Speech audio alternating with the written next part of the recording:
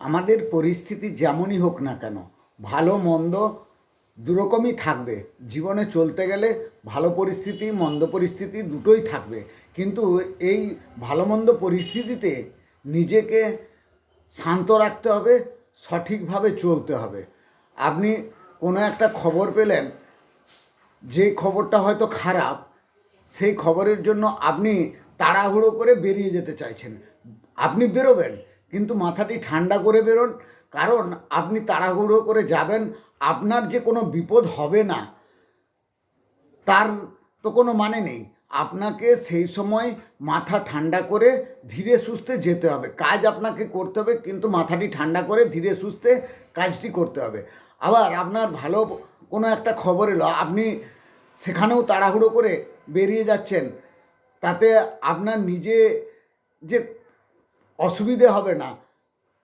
তাই আপনি যে কোনো পরিস্থিতিতে মাথাটিকে ঠান্ডা রেখে নিজে কাজটি সঠিকভাবে করার চেষ্টা করুন।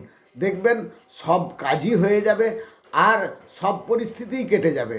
আপনি যে কোনো পরিস্থিতিতে আপনার কাজগুলিকে আপনি ধীরে সুস্থে করুন।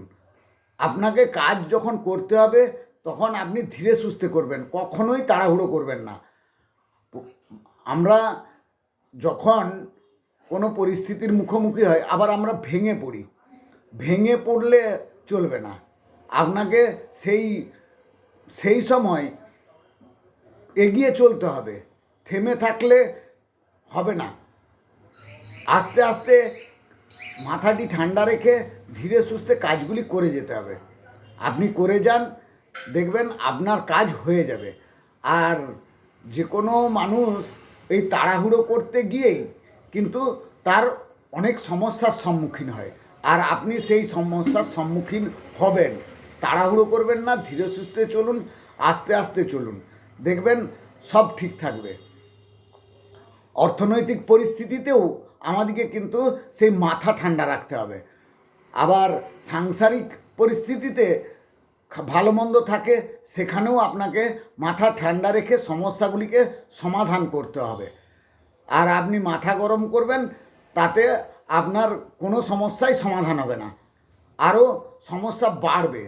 তাই আমাদেরকে যে কোনো পরিস্থিতিতে নিজেদের মাথা ঠান্ডা রেখে কাজ করে যেতে হবে।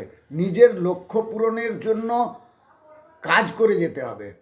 থেমে যাবেন না, এগিয়ে চলুন, সব ঠিক চলবে।